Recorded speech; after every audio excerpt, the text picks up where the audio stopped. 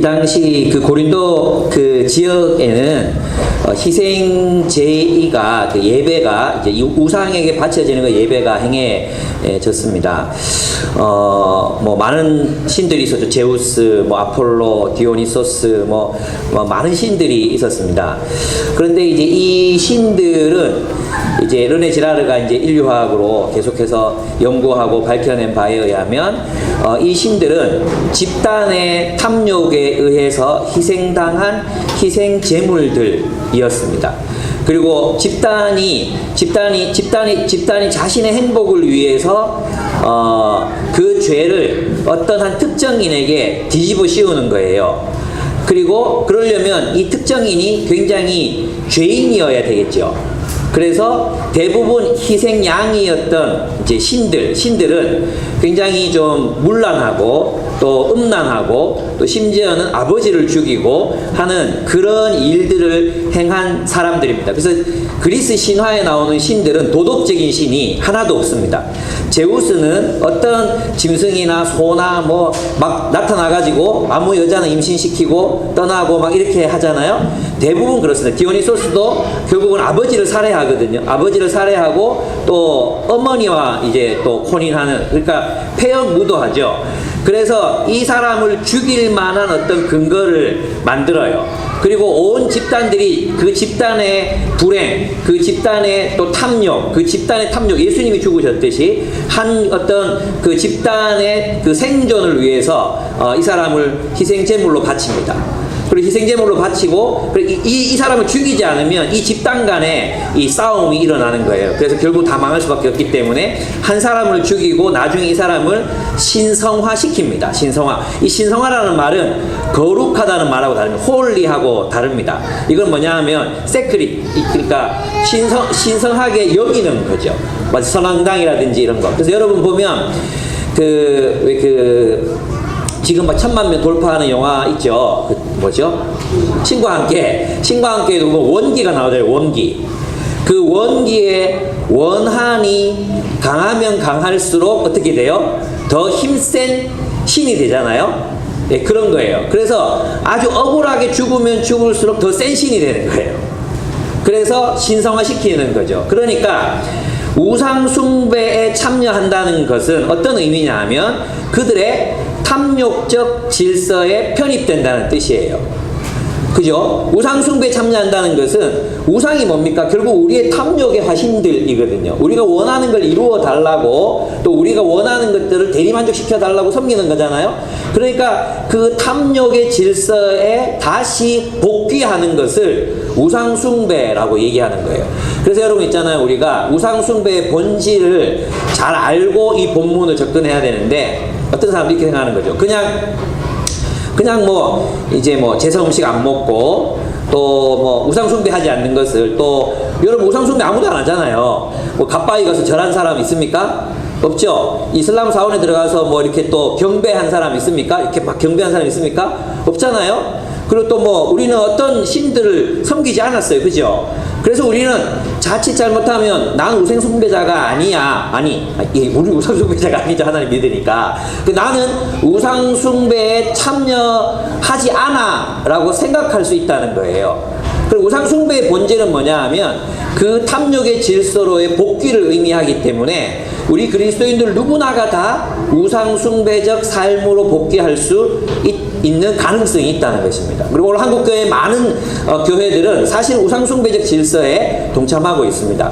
그것을 이제 사도 바울은 이제 고린도 성도들을 향해서 이야기하는 거예요. 너희가 그런 우상숭배적 삶으로 돌아갈 수 있다. 그러면 하나님께서 너희를 심판하실 것이다 하는 것입니다. 그런 이제 배경을 가지고 오늘 본문을 한번 들여다보겠습니다. 10장 보면은 첫 번째 보면 형제들아 나는 너희가 알지 못하기를 원하지 아니하노니, 이건 한글 용법에는 사실 이런 용법이 없어요. 되게 복잡하죠. 나는 너희가 반드시 알기를 원한다 이렇게 하면 되잖아요. 근데 어떻게 합니까? 이중 부정문을 씁니다. 나는 너희가 알지 못하기를 원하지 아니하노니. 예, 굉장히 어색하죠. 예, 이거는 이제 헬라 그 유대인들이 이중 부정문으로 굉장히 강조할 때 쓰던 그런 얘기예요. 반드시 알아야 된다. 너희는 반드시 알아야 한다는 것입니다. 그게 무슨 내용입니까? 우리가 하나님의 백성이 되기로 선택하고 출애굽했지만 다시 돌아갈 수 있다. 이거 반드시 알아야 된다. 너희가 그리스도인이 되기로 결단했지만 너희는 다시 우상숭배적 삶으로 되돌아갈 수 있다. 이걸 반드시 알아야 된다. 너희가 모르기를 원하지 아니하노니, 예, 너희가 알지 못하기를 원하지 아니하노니, 그렇게 이야기하고 있습니다. 그러면서 이제 뭐라고 말합니까? 우리 조상들이 다 구름 아래에 있고 바다 가운데로 지나며, 구름 기둥 인도를 받았잖아요. 바다는 홍해가 갈라진 걸 말하잖아요. 그렇게 해서 무엇이 되었습니까? 그들이 출애굽해서 어디로 갔습니까? 모세에게로 세례받았다 그랬어요. 우리 침례교회잖아요. 침례교회 성경 침례라고 돼 있어요. 그죠? 오늘 2절 보십시오. 2절. 모세에게 속하여 다 구름과 바다의 세례를 받고 이렇게 돼 있죠. 그리고 원문에는 뭐냐 하면, 원래 원문에는 into Moses예요. into Moses. 그러니까 세례를 받는데, 침례를 받는데 어디로 침례를 받아요? 모세에게로, 모세 안으로 침례를 받는 거예요. 그건 뭐냐 하면 이제 이집트에서 출애굽하는 거죠. 출애굽해서 어디로 들어가는 거 말이에요? 모세가 지도하는 하나님의 나라로, 하나님의 계명, 10계명이 있는 그 하나님의 나라로 들어가는 거예요. 하나님의 나라로 침례받는 거예요.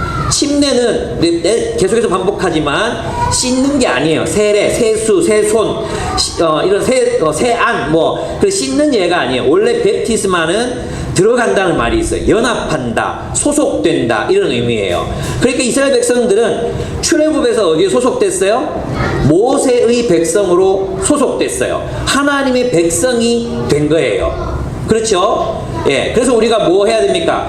우리가 출애굽한다는 의미는 우리 대구에서는 탈다. 비유입니다. 비유. 사실 모두 죄책감 느끼지 않으셔도 됩니다. 비유입니다. 모든 욕망, 모든 탐욕을 이루고자 하는, 그래서 타인의 시선을 의식할 수밖에 없고, 타인이 바라보는 대로 타인의 욕망을 욕망하면서 서로 베끼면서, 타인의 욕망을 서로 베끼면서, 서로 욕망하면서 서로를 상승작용을 하는 그런 세상, 이집트 같은 세상, 그 세상으로부터 우리는 구원을 얻었어요. 그리고 어디로 들어갔습니까? 하나님이 통치하시는 하나님 나라의 백성이 된 거예요.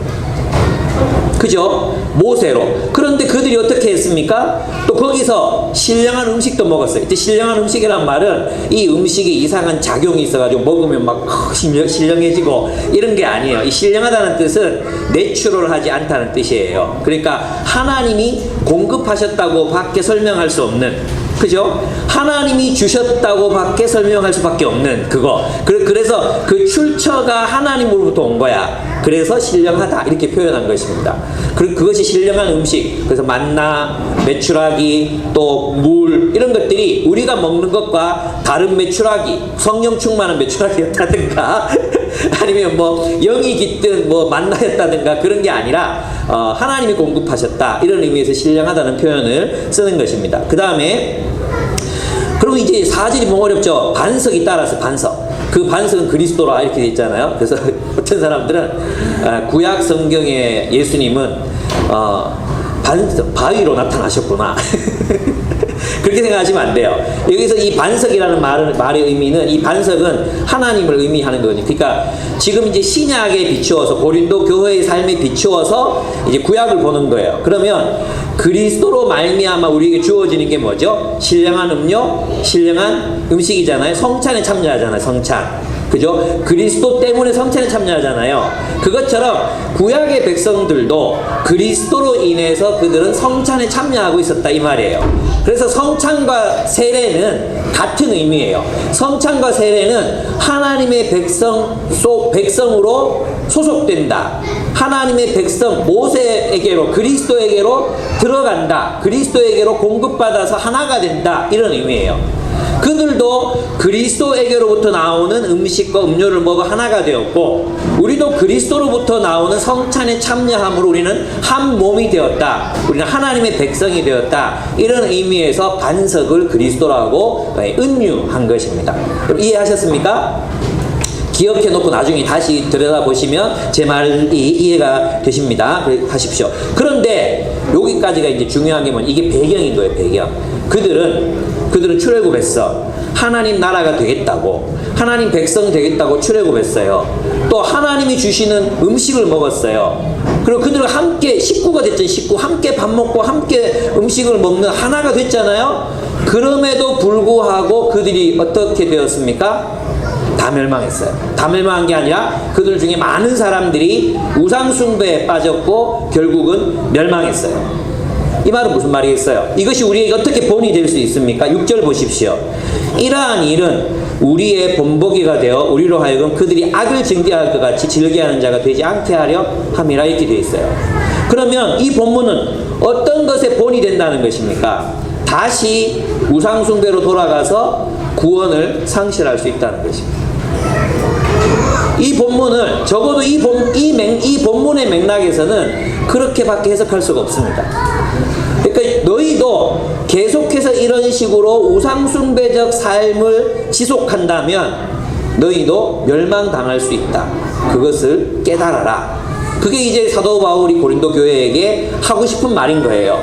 그러면 도대체 그 구약의 백성들이 뭘 그렇게 잘못했길래 그렇게 멸망을 당하고 심판을 당하고 죽고 그랬을까 생각해 봐야 되잖아요. 그게 네 가지예요. 네 가지인데 사실은 두 가지 또 한 가지로 압축할 수 있어요. 그럼 한번 살펴보겠습니다. 먼저 보면 첫 번째 나오는 게 뭡니까?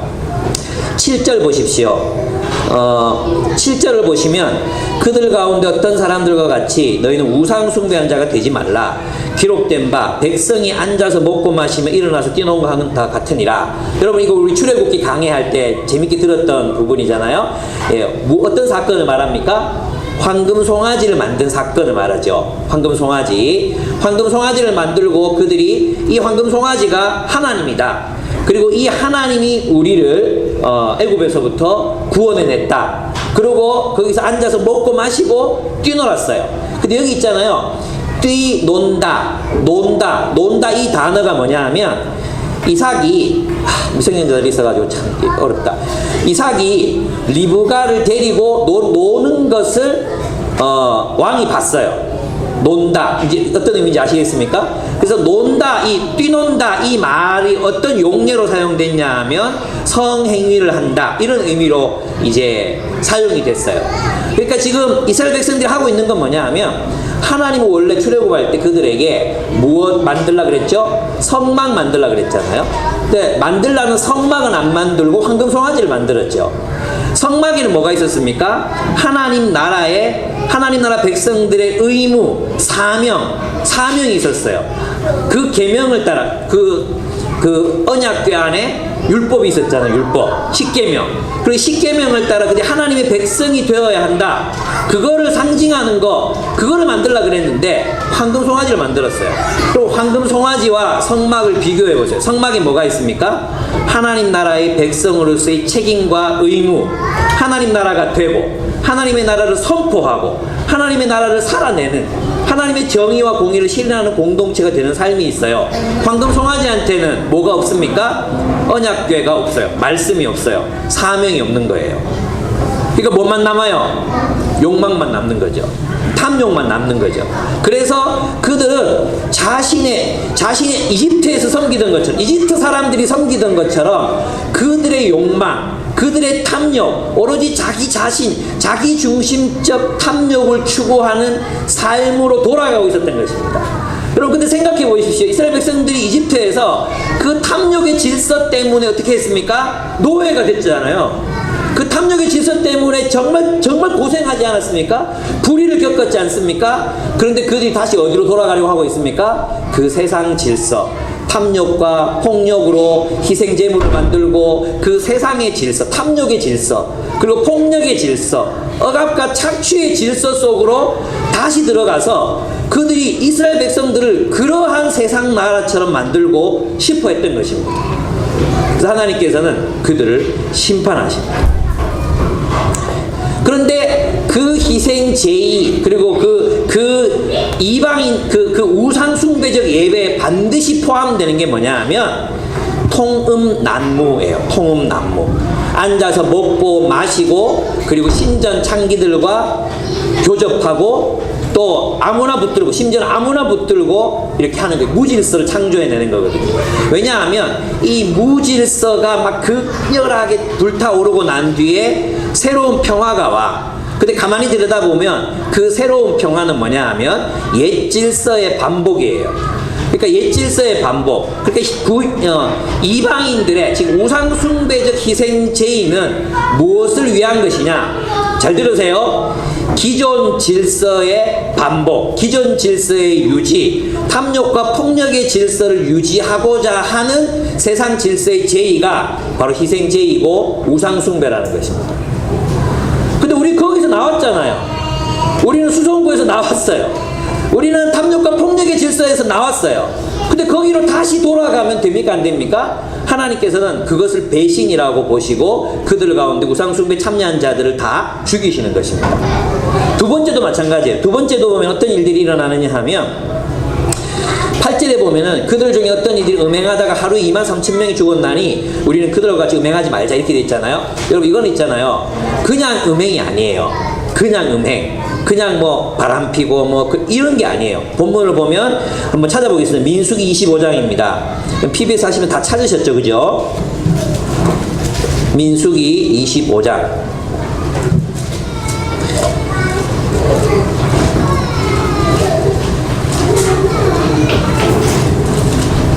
민수기 25장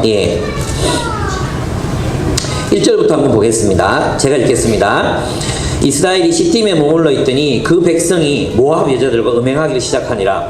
여러분 무슨 모압 여자들이 특별히 더 음란해가지고 남편 있는 여자들이 막 이스라엘 남자들을 꼬셔가지고 막 음행하기 시작했겠습니까? 그게 아니에요. 2절을 보세요. 2절을 보시면은 그 여자들이 자기 신들에게 제사할 때 이스라엘 백성을 청함에 백성이 먹고 그들에게 신들에게 절함으로 이스라엘이 바알보올에게 가담한지라 여호와께서 이스라엘에게 진노하시니라. 이렇게 되어 있어요. 그러니까 지금 이 여자들은 이스라엘 남자들을 무엇하라고 초대하고 있는 겁니까? 우상숭배적 제의에 참여하라는 거예요. 우상숭배적 제의, 그 희생 제의에 참여하라는 것입니다. 거기에서는 술을 먹고 완전히 정신이 나가고 그리고 이제 통음난무가 횡행하는 거예요. 무질서가 창조되거든요.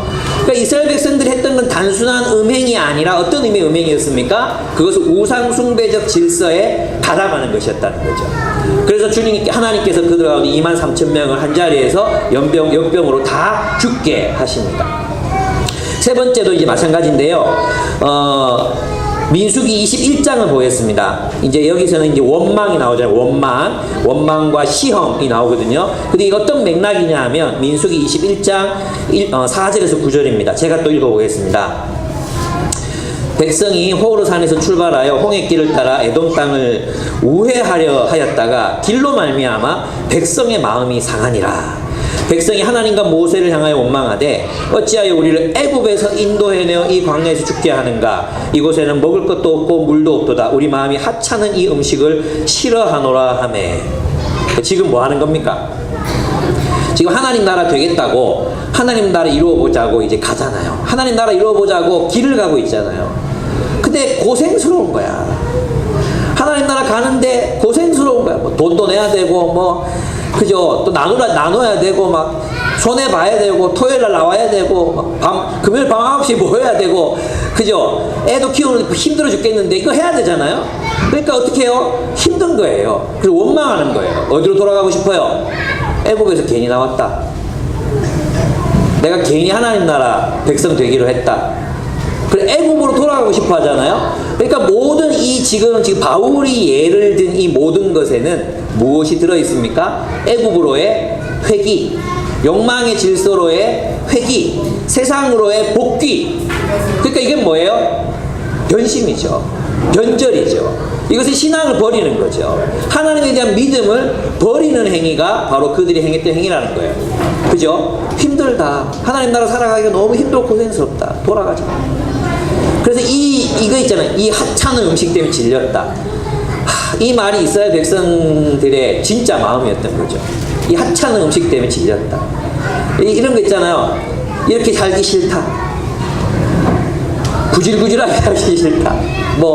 있잖아. 그런 거 또 뭐 있습니까? 나누면 살기 싫다. 내 맘대로 살고 싶다. 내 욕망대로 살고 싶다. 그거죠. 그게 바로 뭐예요? 우상숭배의 본질이에요. 그래서 여러분 있잖아요. 절에 가서 뭐 부처한테 절하지 않고 제사 음식 안 먹고 제사 행위에 참여하지 않는다고 해서 우리 우상숭배자가 안 되는 게 아니라 우리 세상 질서로 다시 돌아가기로 결단하는 순간 우리 우상숭배자가 되는 것입니다. 그래서 하나님께서 다시 돌아오라고 노뱀 거셔서 노뱀. 우리도 희망이 있는 거죠. 노뱀 걸고 돌아와라. 근데 끝까지 안 본 놈들 다 죽고 보고 돌아온 사람들은 살았어요. 그렇습니다. 그러니까 여러분 이 본문들에 보면은 결국은 이 싸움이에요. 우상숭배 싸움이 뭐냐 하면 이런 싸움이에요. 하나님 나라가 되겠다는 사명, 하나님 나라의 백성으로 살겠다는 그 소명 있잖아요.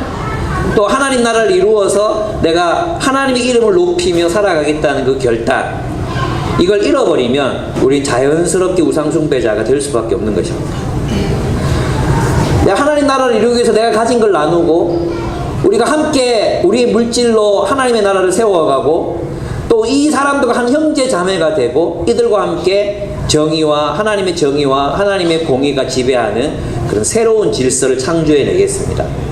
하나님 나를 이 세상에서 구원하셔서 기쁨의 교회가 되게 하셨습니다. 우리를 이 세상의 질서에서도 구원하셔서 기쁨의 교회가 되게 하셨습니다. 이 교회가 되고 함께 이 교회를 세워가고 함께 하나님의 나라가 되기 위해서 자신의 것을 희생하고 섬기고 나누려고 우리는 교회가 되었습니다. 이거 포기하고 그냥 귀찮다. 그냥 나도 돈 많이 벌어서 돈 많이 벌면 살래. 그냥 나만을 위해서 살래. 이게 바로 우상숭배인 것입니다. 우상숭배로 돌아가는 것입니다. 그런 의미에서 보면 오늘 한국교회 많은 성도들이 우상숭배적 희생제의에 가담하고 있습니다. 그래서 우리는 참 잘 살아야 됩니다. 공동체로 사는 거 힘듭니다. 공동체로 사는 거 힘듭니다. 안 그렇습니까? 나누며 사는 거 힘듭니다. 예, 어렵습니다. 성가십니다. 나만이 아니라 다른 사람들까지 돌아보고 생각하고 살아가야 되기 때문입니다. 그런데 우리는 기억해야 됩니다. 우리는 무엇 때문에 구원받았는가? 하나님이 우리를 무엇으로 만들기를 원하시는가? 우리에게 주어진 사명은 무엇인가? 우리는 무엇을 위해 살아야 하는가? 그래서 있잖아요. 물도 하나님 아니 그러려면 물도 없고 밥도 없고 그것도 없는 땅으로 왜 인도하십니까? 좀 이제 물도 많고 과일도 많고 좀 양도 있고 소도 잡을 수 있고 그런 땅으로 좀 인도. 아니면 하늘에서 그냥 번개로 돼지 몇 마리 구워가지고 좀 던져 주시든지 그럼 좀 쉽게 갈 수 있을 것 같지 않습니까? 하나님 그렇게 안 하시는 거예요. 그래서 있잖아요. 본문에 보십시오. 뭐라고 얘기되어 있나? 고린도서 보면 뭐라고 되어 있습니까? 하나님이 피할 길을 내신다. 13절 보시죠. 13절. 우리가 하나님 나라를 살아가는 그 삶이 불가능하지 않다는 것입니다. 그 삶이 불가능하지 않다. 어떻게 가능하냐? 13절 같이 읽어보겠습니다. 시작. 사람이 감당할 시험 밖에는 너희가 당한 것이 없나니 오직 하나님은 미쁘사 너희가 감당치 못할 시험 당함을 허락지 아니하시고 시험 당할 즈음에 또한 피할 길을 내사 너희로 능히 감당하게 하시느니라. 아멘. 반석에서 물이 터지게 하시고 하늘에서 만나가 내리게 하시고 메추라기 때가 날아오게 하신다는 것이죠. 하나님이 먹이시고 하나님이 입히시고 하나님께서 그 피할 길을 내십니다. 절망은 없습니다. 우리가 하나님 뜻대로 살기로 결단하고 하나님의 나라가 되기로 결단해서 살잖아요. 그 우선순위를 정하고 그 목적을 따라 살잖아요. 근데 우리는 이거 하나님을 안 믿는 거예요. 내가 계산하고 내 계획대로 내 목적대로 다 이루어져야 평안하다고 생각하거든요. 그렇게 되지 않아도 하나님께서 피할 길을 내신다는 것입니다. 하나님께서 살 길을 열어주십니다. 우리가 하나님 뜻대로 살기로 결정하면 하나님께서 그 살 길을 열어주십니다. 여러분 우리가 이것을 믿었으면 좋겠습니다. 그러니까 우리는 하나님 나라가 될 수 있습니다.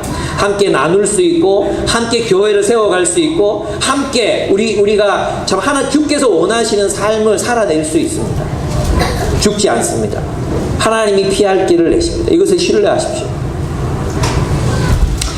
그렇습니다. 그러면서 이제 다시 한번 이제 반복합니다. 너희는 우상 숭배를 피하라 그러면서 16절 한번 보겠습니다. 왜 피해야 되는가? 구약에는 이랬잖아요. 구약은 이제 하나님 백성 됐잖아요. 신약은 이래요. 16절, 17절, 17절입니다. 제가 읽겠습니다. 16절, 17절. 우리가 축복하는 바 축복의 자는 그리스도의 피에 참여함이 아니며 우리가 떼는 떡은 그리스도의 몸에 참여함이 아니냐. 떡이 하나요 많은 우리가 한 몸이니 이는 우리가 다 한 떡에 참여함이라. 아멘. 우리는 성찬에 참여함으로 우리가 다 뭐가 됐어요? 한 몸이 됐다는 한 몸. 이 한 몸이라는 메타포는 제국에 대한 대안이에요. 이집트에 대한 대안, 국에 대한 대안. 그게 이 한 몸이라는 표현이에요. 그러니까 있잖아요. 똑같이 먹고 마시잖아요. 예. 우상의 희생 제의에 참여해도 먹고 마셔요. 맞죠? 먹고 마셔요. 그리고 그리스도의 성찬에 참여해도 먹고 마시잖아요. 근데 지금 바울이 말하는 거 뭐예요? 먹고 마시는 그 행위가 어디에서 먹고 마시느냐, 우리가 어디에 속해서 먹고 마시느냐에 따라서 죄가 될 수 있다는 것입니다. 여러분, 이제 우리는 그렇게 생각해요. 그 돈, 뭐 먹는 거, 마시는 거, 그게 뭐 우리를 더럽힐 수 있냐고. 그래서 우리의 헌신과 우리의 희생, 우리의 신앙생활이라는 것도 있잖아요. 돈 빼고는 전부 헌신돼 있어. 돈 빼고는. 돈은 있잖아요. 어디입니까? 치유의 복권이에요. 여러분, 우리 여기서 지금 말하는 게 뭐냐 하면, 우리 신앙은 물질로 표현된다는 거예요. 우리의 몸으로 표현된다는 거예요. 내 몸이 우상의 신전에 있으면 우상의 이야기에 내 이야기가 들어가는 거예요. 내가 우상의 신전에서 우상의 재물을 먹고 있잖아요. 이 이야기는 우상의 이야기에 나를 편입시키는 거라는 거예요. 마음만이 중요한 게 아니에요. 이 고린도인들 그렇게 생각했거든. 아니, 내가 거기서 먹어도 이 먹는 게 뭐 별거냐. 내 더럽히지 않는다. 그리고 나는 그리스도의 몸과 피를 먹은 사람이야. 그러니까 이게 어떻게 나를 더럽힐 수 있겠어? 바울의 얘기는 뭐예요? 더러워진다는 거예요. 더러워진다는 거예요. 너희가 어떠한 맥락 속에서, 어떠한 이야기 속에 있느냐가 중요하다는 것입니다. 우리의 몸이 어디에 있느냐가 중요하다는 것입니다. 우리가 누구와 함께 무엇을 목적으로 먹고 마시느냐가 중요하다는 것입니다. 사도 바울에게는 먹고 마시는 문제는 굉장히 중요한 문제였어요. 굉장히 중요한 문제였어요. 우리는 그리스도인들이 그리스도의 몸, 그 성찬에 참여함으로, 이 성찬이, 여러분, 우리는 있잖아요. 이 성찬을 생각하면 뭐가 떠오릅니까? 다 이것 좀 개선하고 싶은데 방법을 잘 모르겠어요. 성찬 그러면 1cm짜리 1cm도 안 되죠. 카스테라 하나와, 그리고 조금 소주잔보다 더 작은 잔 하나가 생각나잖아요. 그리고 이걸 참여하는 걸 우리는 성찬이라고 생각하잖아요. 초대교회의 성찬은 만찬이었어요. 만찬. 배부르게 먹는 거였어요. 배부르게. 식사였거든요. 식사. 그러니까 이 식사에 참여해라는 것, 그리스도의 만찬에 참여하라는 것은 어떤 것을 의미합니까? 이제는 이런 말이에요.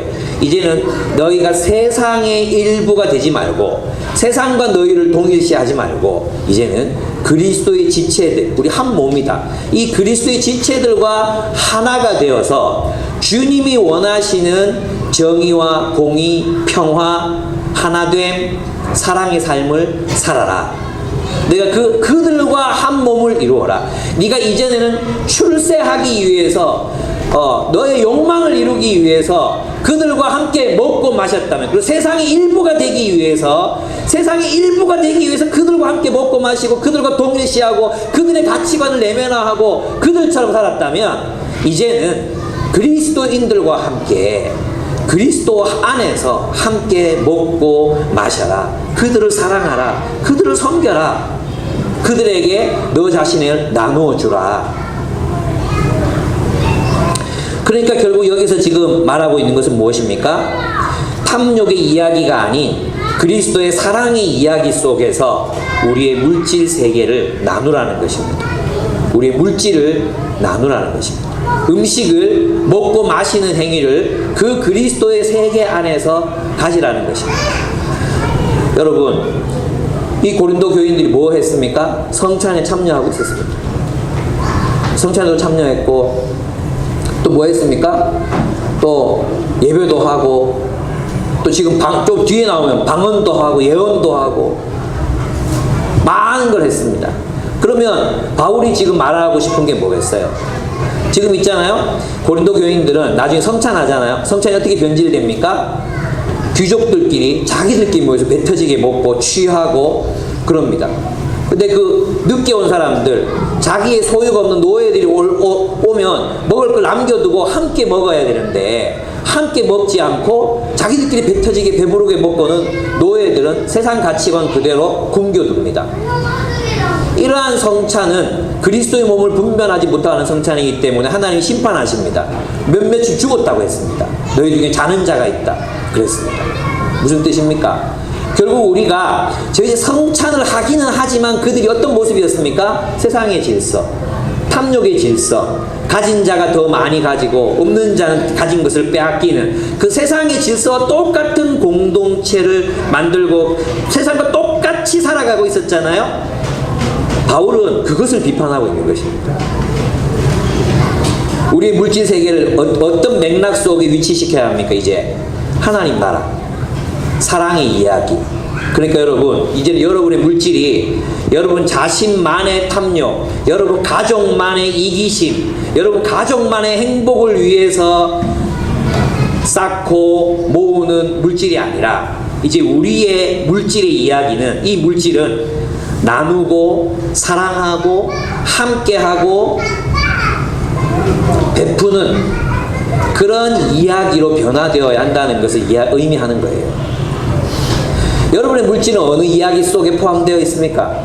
우상숭배적 이야기, 우상숭배적 희생 제의, 그곳에 그 자신의 탐욕을 위해서 남을 희생시킬 수밖에 없는 그런 이야기 속에 여러분의 재물이 놓여 있습니까? 여러분의 물질이 놓여 있습니까? 아니면 하나님 나라 이야기 속에 여러분의 물질이 놓여 있습니까? 여러분, 물질에 대해서는 있잖아요, 두 가지 극단이 있습니다. 여러분, 우상숭배하는 사람들은 물질에 대해서 금욕주의자가 돼요. 모르셨죠? 종교인들이 금욕주의자가 되는 게 아니에요. 그러니까 예수 그리스도를 아는 사람들이 금욕주의자가 되는 게 아니에요.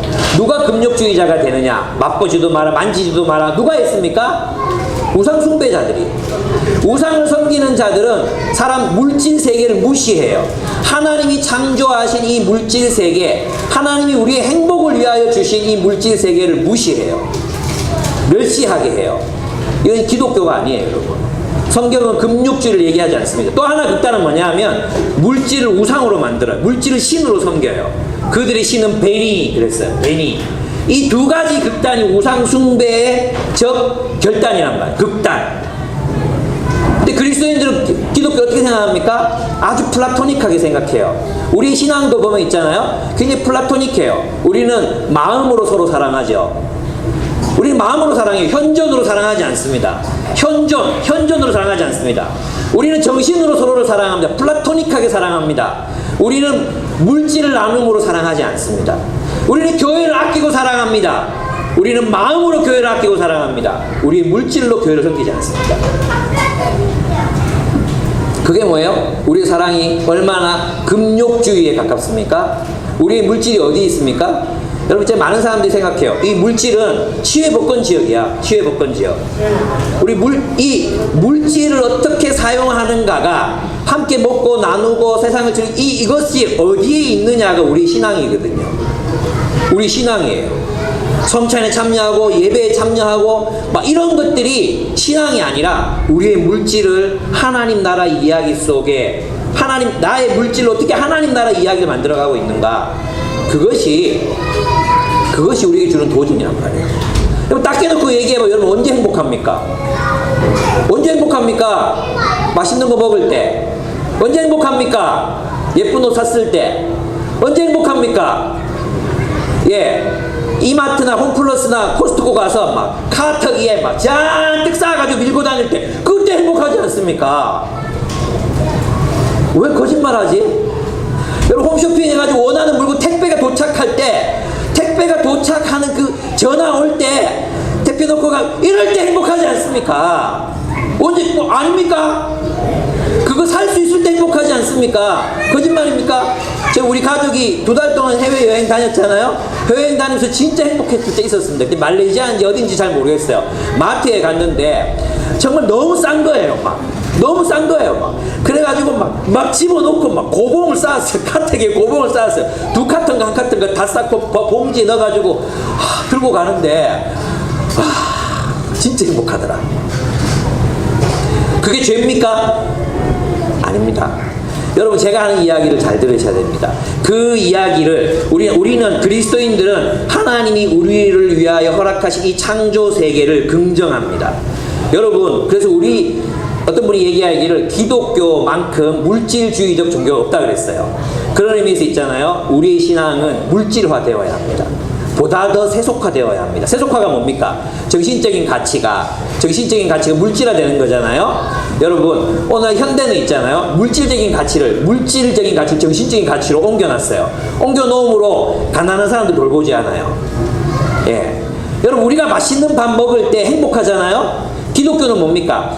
이방 우상 종교는요, 맛있는 거 먹으면서 행복해. 자기만 행복해. 더 많은 걸 먹기 위해서 남의 것을 빼앗는 종교예요. 기독교는 뭐냐 하면 내가 맛있는 거 먹을 때 행복해요. 그래서 당신과 나누고 싶습니다. 그래서 당신과 함께 하고 싶습니다. 함께 나눕시다. 내가 원하는 물건을 살 때 행복해요. 그래서 이 행복을 나도 남에게 나눠주고 싶어요. 여러분 있잖아, 우리는 물질에 대해서 행복해하면서, 물질을 가지는 것을 행복해하면서 이 행복, 내가 너무 속물이라서 그런가? 아니에요. 저도 그래요. 아내도 그래요.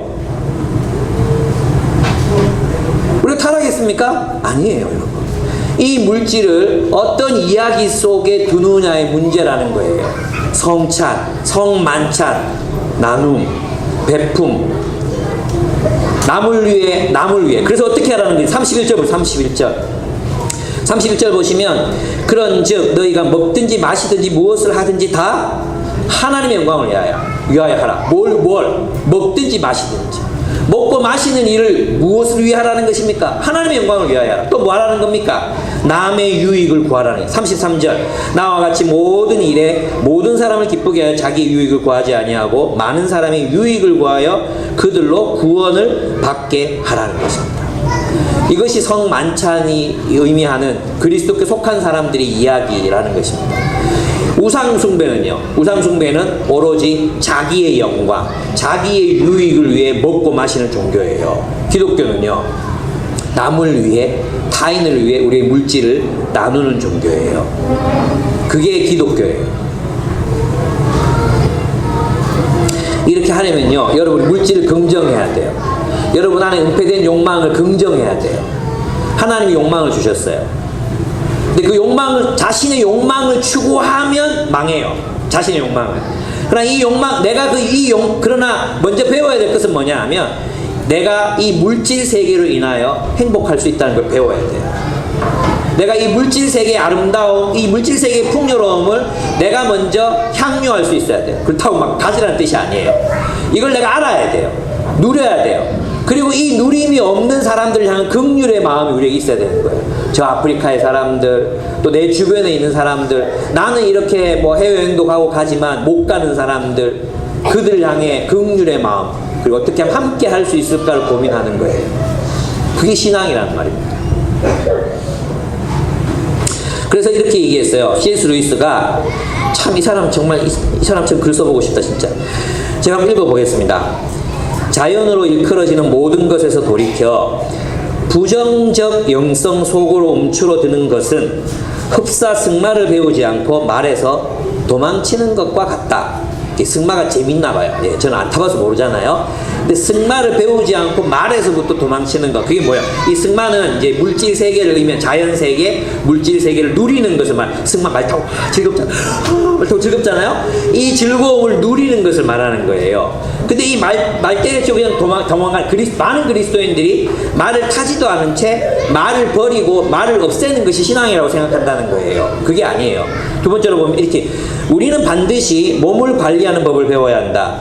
언젠가 말로부터 완전히 벗어나기 위해서가 아니라 언젠가 안장 없이 자신 있게 즐기며 덩치 큰 말들을 타기 위해, 날개 달리고 눈부시며 세상을 요동케 하는 덩치 큰 같은 말들을 타기 위해서다. 어쩌면 그 말들은 지금도 왕의 마곡간에서 발을 구르고 콧김을 내뿜으며 이제나 저제나 우리가 올라를 고대하고 있을는지 모르겠다. 이렇게 얘기하고 있습니다. 그럼 마지막 날에 주님께서 우리에게 주실 그 세계는 맛있는 세계이겠습니까? 맛없는 세계이겠습니까? 예? 주님께서 마지막 날에 우리에게 베푸실 그 세계, 수박은 달콤하지 않고 참외도 달콤하지 않고 딸기는 신맛도 없고, 그리고 음식을 먹으면 그저 나무 껍질을 씹어 먹는 것처럼 그런 세상 속에서 우리가 살겠습니까? 하나님께서 그런 세상 속에서 너희들은 나무 껍질이나 꺾어 먹고 흙이나 퍼먹고 살아, 그렇게 하시겠습니까? 하나님께서 만유를 누리게 하실 것입니다. 하나님께서 만유 안에 있는 즐거움을 우리에게 이미 허락하셨습니다. 그러므로 여러분 안에 있는 그 욕망을 긍정하십시오. 내가 이럴 때 행복합니다. 근데 문제는 뭐예요? 그것을 가지고 어떻게 하라는 거예요? 저 사람도 행복해야 합니다. 저 사람도 저것을 가져야 합니다. 나만이 아니라 저 사람도 저것을 같이 누렸으면 좋겠습니다. 그것이 기독교라는, 그것이 복음이라는 것입니다. 여러분, 우상숭배는 자신의 욕망을 이루기 위해서 타인을 희생합니다. 그러나 그리스도의 세계는 타인을 기쁘고 유익하게 하기 위해서 나의 물질을 사용합니다.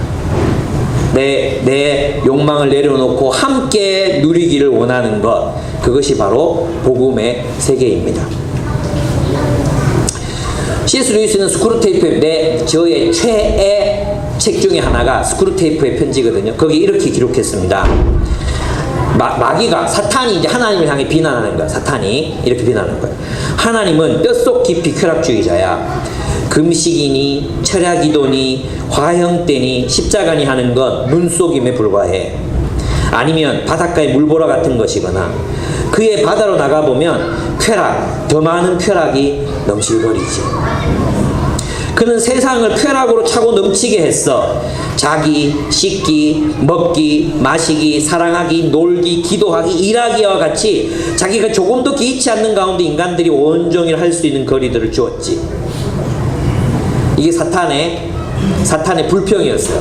하나님은 쾌락주의자이시고, 또 우리 인간들에게 이 세상을 쾌락하도록, 이 멋지고 아름다운 세상을, 저 푸른 하늘과 저 넓은 바다와 그 속에 사는 수많은 신기한 형태들의 생물들을, 들꽃에 핀 꽃들을 하나님께서 우리들에게 선물하신 것입니다. 그러니까 우리는 있잖아요, 막 소유함으로 행복해지기보다 하나님이 주신 이 세상을 진정으로 향유하는 법을 배워야 합니다.